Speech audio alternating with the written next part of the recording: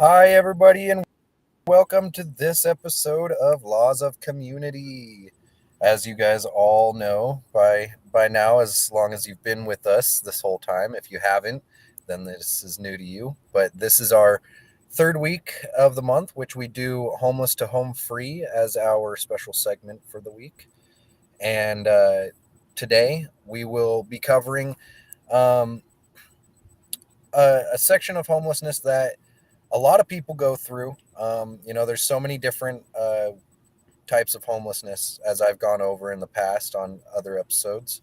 And as you guys have known, I was one that lived out of tents and mainly on a sidewalk or behind some bushes or under a bridge or, something like that along those lines. I've, stayed in somebody's vehicle for a couple days, but other than that, I haven't really rubber tramped, which is what living in a vehicle, traveling or living on the streets tends to be called. Um, Yeah, you did. You technically have when? with me. I mean, kind of when we were staying No, in North Carolina that's the for only about a month. time. That's the Yeah. only time I would consider myself any kind of homeless. Well, I mean, we weren't really homeless though because we still had. I mean, we had a property we were living on, and we had food that we were able to eat every day without having to go and try to figure something out. I mean, we did have the money coming through. So, Well, no, remember we had to figure it out because we were working. oh yeah, you're right. You're right. You're right. At first, we did. Yeah, yeah, you're right. We just got fed by Um, family because that's the privilege we had. yeah, true. But I wouldn't still consider that homelessness. I mean, we still had a home to go back to. Yeah, we did. Um, but anyways, today we have a guest who um has has lived more of the rubber tramper life. And I'll have her talk more about that and the experiences. I personally, like I said, I in the past I haven't been able to really relate with that as much because I've been more out of a tent or on a sidewalk. But and we've had guests that have been couch surfing. We've had guests that have slept in their car in like a spot in a parking lot, whatnot. Um, you know, but he didn't really talk too much about Yari didn't really talk too much about you know, any bit of what it was like going in and out of vehicles or anything like that. Um, but anyways, uh, what would you like to add to our episode today? I know you have a couple things to say, Hannah, and I apologize if I'm going on a little long. It's okay. I'm used to it. I love you for it. I love you too. No, I wanted to. So I've been putting up a graphic every week, and it actually went out. So we'll wait just a second to show that. But it went out. It ended on August 15th, 5 days ago. But I decided to continue it as you just saw, and I'll put that up now. Um, but yeah, so I actually this is the first time I'm showing it to anyone. I will post it on Facebook after this. Um, but yeah, I am actually extending it to, I don't know if you can see the date, Ron, but Courage's due date. So after his actual due date, this will no longer be available if he becomes, if he comes here into the physical before it's over. I'm probably just going to hand off any readings to Ron and let him take care of them. But yeah, so I extended the offer, pay what you can for tarot readings, with a minimum of $10. So definitely hit me up and let me know if you are interested in that. Um, Otherwise, I just wanted to say where we met Sunny, um, because I'm I'm the reason. But no, okay, I'll stop. But anyways, um, so we're in New Mexico, and where we are, there's not a lot of things that really happen. There's not a lot of markets that are geared towards tarot reading, metaphysicals, things like that. And so I found a little shop in Albuquerque to go to. A couple of years ago, I went to my first one, and then I didn't go back again. I went to like 2 or 3, and then I didn't go back for a couple of years. And Ron and I went to see Imagine Dragons, which I think he's back now. Are you back? Hello. Yeah, okay. I'm back. So yeah, we went to see Imagine Dragons, and I didn't realize that Abitha's, I don't even know if that's how you say it, Abitha's, I don't know. Anyways, they were having another market, and I was like, oh my gosh, we just happen to be in town. Let's go check it out. And then we ended up going back and being a vendor again this past April 2nd, and that is actually when we met Sunny. And Sunny is an absolutely amazing person all the way around.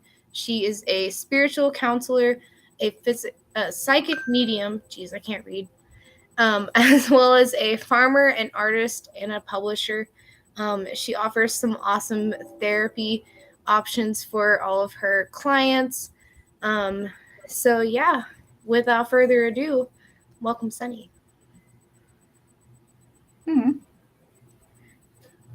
Welcome. Hi, guys. Thanks for having me on the show. Hi, welcome. Thank you for being here with us.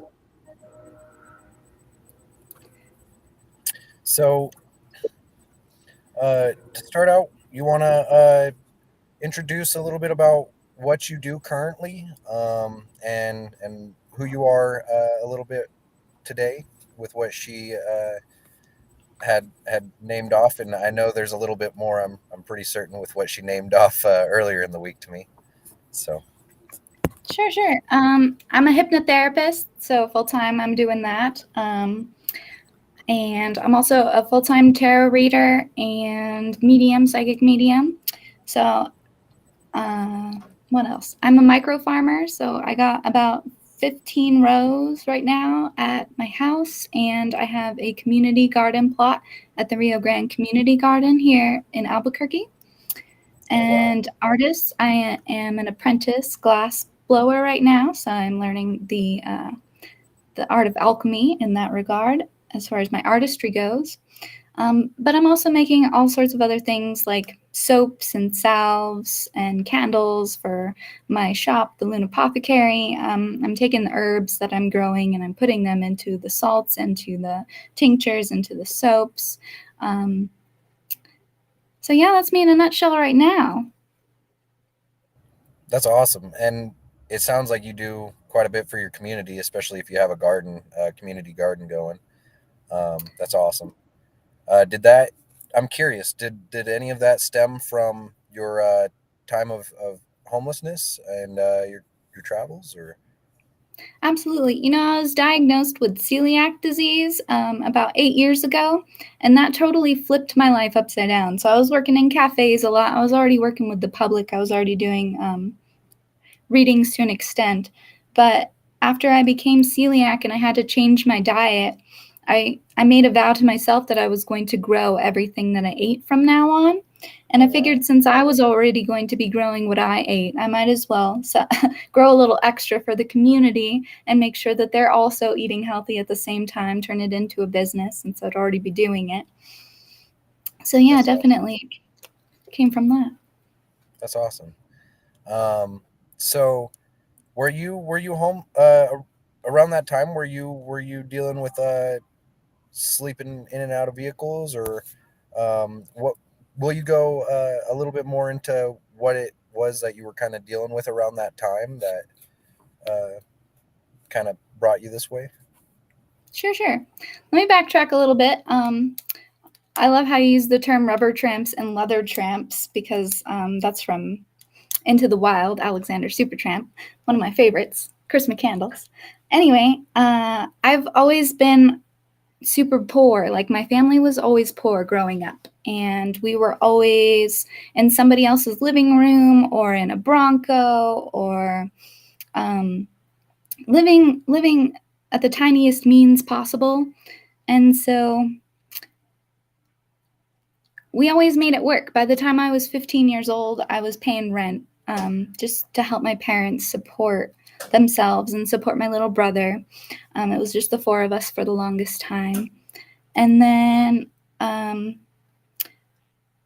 around the time I was like 17, 18, I got together with my boyfriend, who later became my husband, and we were living in and out of campers and stuff from then. Most of the time with little to no amenities, running water, things of that nature. So I know how to cook in grills. I know how to use propane extensively. Let's see, boiling water. As long as I had coffee in the morning, I really felt like I could make it, even at the worst of times. So to get into that, after my divorce, which happened, what was that, a couple years ago, I also had a stomach issue that when you have celiac disease, which is an autoimmune disorder, sometimes you have extra autoimmune disorders that get tacked on to that. And that's what happened to me. I ended up developing autoimmune gastritis on top of the autoimmune disease, which was celiac. But I didn't know it at the time. I just knew that I couldn't eat anything. And so as my health was going into a steep decline, I was also going through this divorce. I was living all by myself in the back of a camper with no running water and no heat. The only thing that I had was electricity. And so at least I had light. If I had light, I could make it work. If I didn't have light, it was a disaster. But yeah, I had a lot of lights that were run by batteries. I was, using the bathroom outside. Nobody likes to admit that, but for about 2 years, I did that. That was ugly. I really had to convince myself. I really had to find the will to live is what I had to do, is lay in that camper for like a month straight, dying, and figure out, is this who I want to be? Is this how I want to live? Is there any way out from here? And so the tarot, of course, helped me with that, coming out of my own mental travesty of being divorced and not having anything or anyone to my name, no money, no nothing. And yeah, it was the tarot that really helped me dig me out of that dark place and get in therapy. And when I finally kind of climbed the hill out of that, I ended up living back with my parents. And then I had some other medical stuff happen, and to the point where I couldn't live with them either. And I was living in the woods all by myself in my car for a couple weeks, just trying to pick myself back up too. And then I ended up going on Craigslist and finding an apprenticeship with this really awesome guy. His name's Armin, and I've been living with him for like the past year or so. I've built up my hypnotherapy business because that's what also helped me get over my divorce. So it was the tarot that helped me find the will to live, and it was the hypnotherapy that helped me get over the man. But that's really my story of homelessness.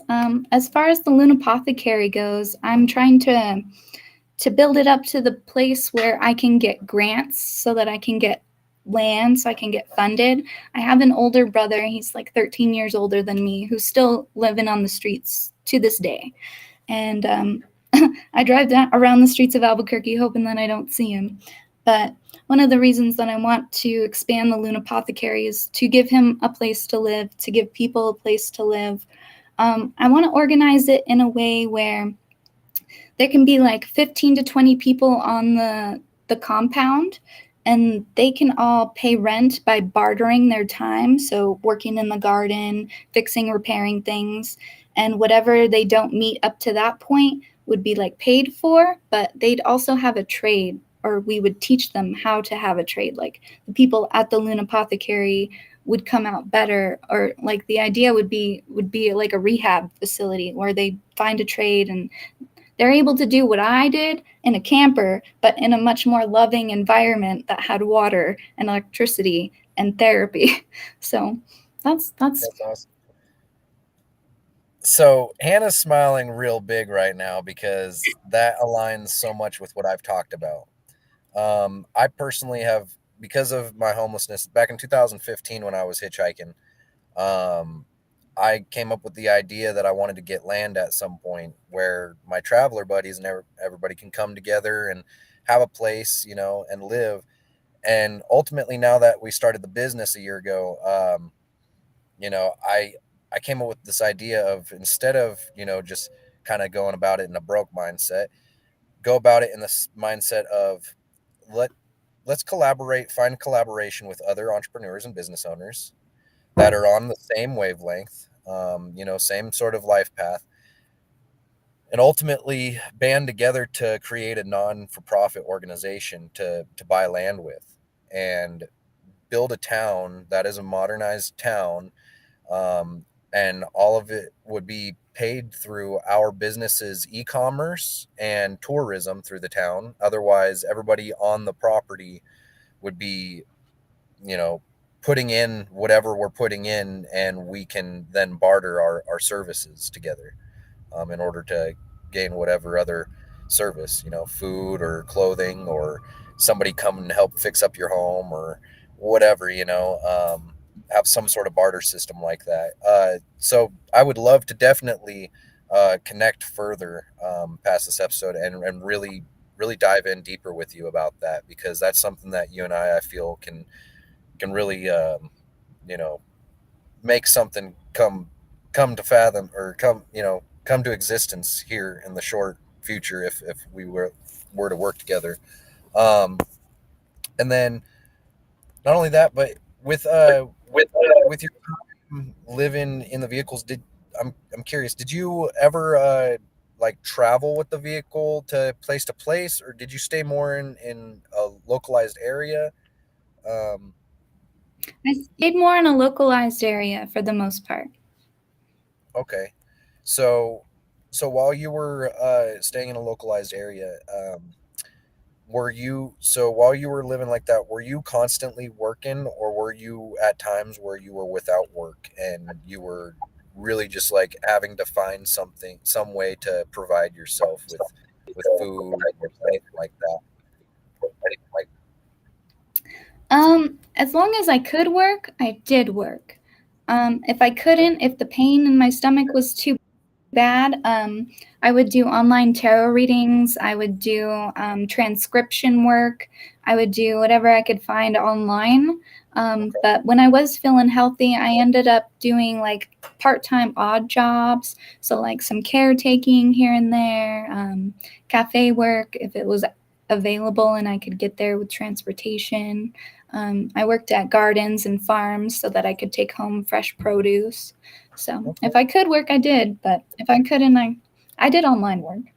That's awesome. So basically, the reason why I asked this is because I know there's a lot of people that, when they travel with their vehicles, or when they're homeless in their vehicles, even localized, a lot of times people still get stuck in the mindset or the mentality of, oh, I'm broken, oh, I can't get work because I don't have a residence. I don't, and there's a cycle that gets kind of stuck with them about, I don't have a residence, so I can't get a job, and I can't get a job because I don't have a residence, and it's basically what I'm getting from your perspective is, if you're someone who might have an issue with something like that, or a health issue that's causing you to be delayed in your ability to go out and get physical work, more you're saying kind of a better resource would be maybe reaching out, really going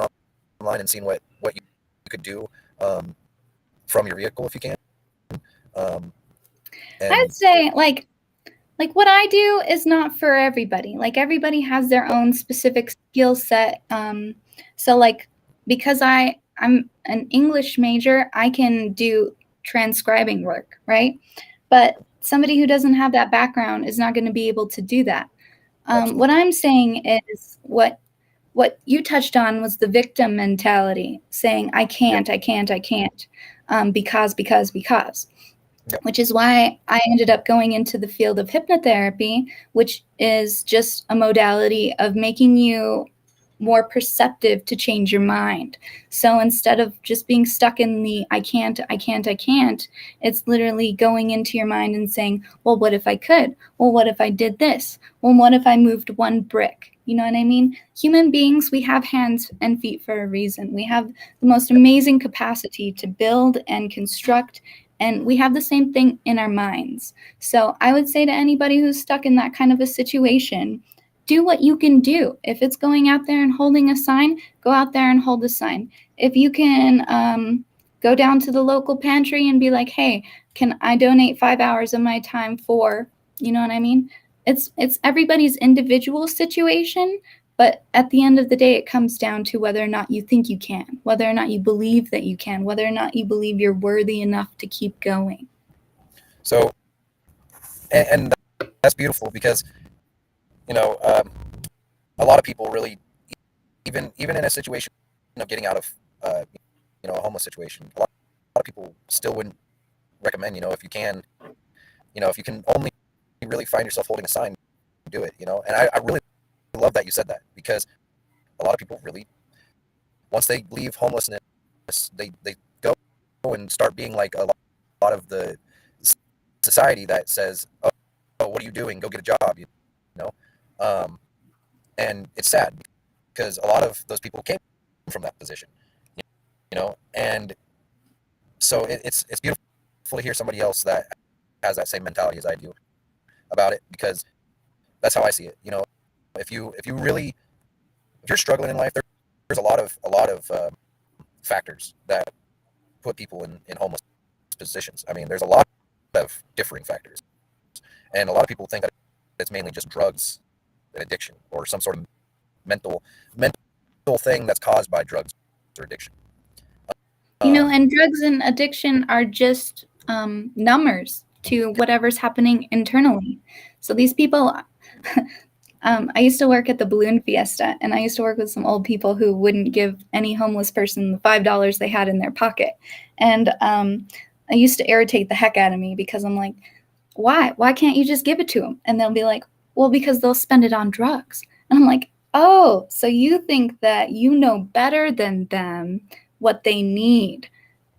And that really opened up my mind for like how people really view homelessness. And my perception was that I would give them the $5, especially if it was for drugs, if they needed those drugs to survive. Because at the end of the day, I want people to survive, and I don't think that I know better than anyone else. I've never walked in anybody else's shoes but my own, so I can't tell you what they need or what they don't need. But I do know that drugs and addiction are just literally blankets for traumatic and systemic problems.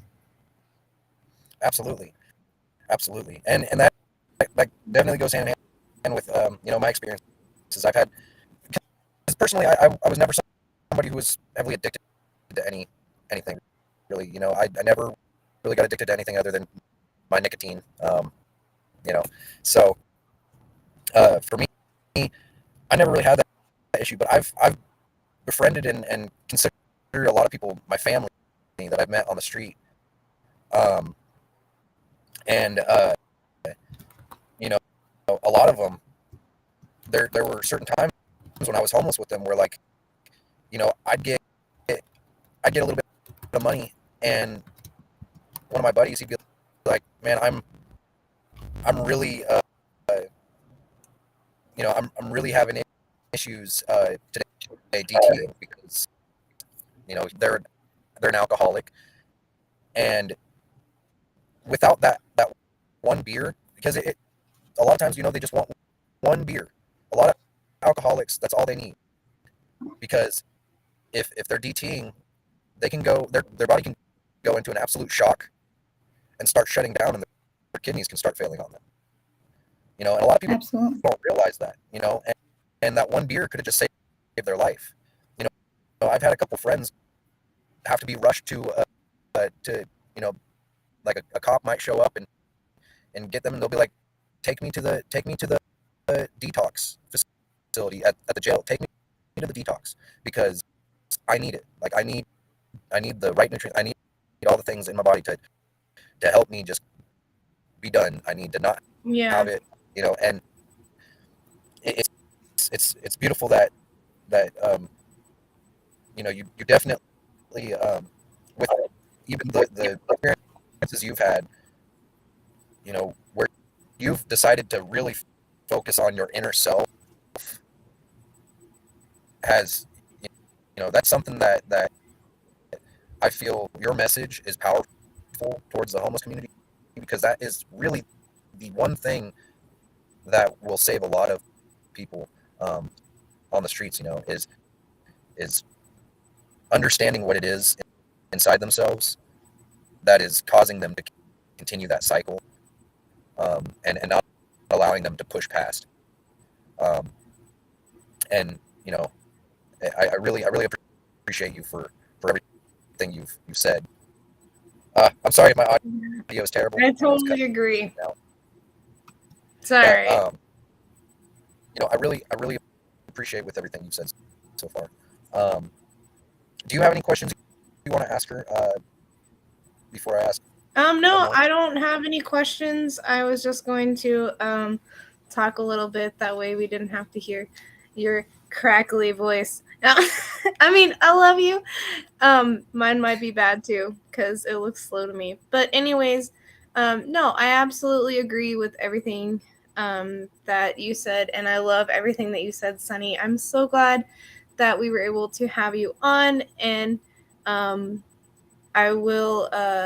Okay, yeah. So Ron has one last question I will ask on his behalf. And what is your law of community, if you don't mind sharing that with us? I have 3 laws for life. Can I share them with you? Sure, go ahead. The first is, if you see something, do something. And that doesn't have to be anything major. It could be if you see a dish in the sink, do the dish. The second is, don't leave a mess for someone else to clean up. It's very simple, but very, very accurate. Just if you're going to make a mess, you clean it up and don't leave it for someone else. The third law I have is you're allowed to be as crazy as you want as long as you don't traumatize anyone with what you're doing. So, as far as I've gone, those are the 3 laws that have kept me pretty kosher in my life. Wow. Absolutely. I love all of those, especially, cleaning up your own mess. Somebody needs to do more of that. I mean, what? I appreciate what you guys are doing. Like, I know that what we're doing right now in our society is not sustainable, and that eventually it's going to come down to a beautiful crash. And the rest of us are going to pick up the pieces, and we're all going to build our own communities. And the hardest thing about building a community is getting people to work together. And I think as far as what you guys are doing, trying to open the communication between other people who also want to start communities, because we're going to need that, is wonderful and beautiful. And I'm so honored that you've had me on today. Yeah, well, thank you. And we will definitely be further in touch in the future. Hope to maybe see you again or somewhere around Albuquerque. I don't know when we're going that way. But yeah, other than that, we will let you get back to whatever else. I'm sure you have some plants to water or some soap to make or something. I already made the soap, but thank you. Yes, I do go to water. Hey, see, I was halfway there. All I did was take a nap before this, so I can't really say much. No worries. Yeah, thank you again, Sunny, and yeah, we'll let you get back to it. Awesome, guys. Thank you. See you later. See you. All right. So yeah, you were cutting out. We are basically out of time anyways. Yeah, I don't think I have anything else to share, so I guess that's all. If you want to be a guest, definitely hit us up. Thank you. Oh yeah, thank you to one of our live viewers. I know Penny Summerall, my mom was watching at some point. For some reason the comment went away. I don't know why. But and then Chaley Atwood, thank you for commenting and joining us as well. and whoever else is live that we can't see. If you don't comment, we don't know who you are, and we can't give you a shout out. And these live on forever. So yeah, remember that. You can go listen to us at any podcast place that you listen. Be a guest, be a sponsor. Also, if you want to be a sponsor, we will get those graphics going out soon, but we are definitely doing that. That includes some social media action, that includes some email action, as well as being a guest on the show whenever you sponsor the show, and shout outs on the show as well. So we would be like, hey, Oasis Fundamentals, thank you for being a sponsor. Crystal Dragon Illumination, thank you for being a sponsor. So yeah, just to give you a little, But anyways, Well, and like I guess said, that's it. a couple episodes ago, if you want me to, if you want to be a sponsor, and you also, think it would be fun to have us make some sort of homemade little, commercial for you. On Yes, we can work that into the packages we have. But yeah. So in case you couldn't understand him, he was talking about us making you a little graphical ad to actually run on the show. Instead of just seeing our faces, we could see like your logo brand or something. And we need to continue building out the sponsorship packages and add that in somewhere. But that is definitely something we can do. Other than that, thank you for being here. Thank you for watching in the future. If you watch or listen in the future, anything like that. So yeah. Yeah, thank you. All right, guys. You all for coming today. All right, bye guys. Bye. I love you all.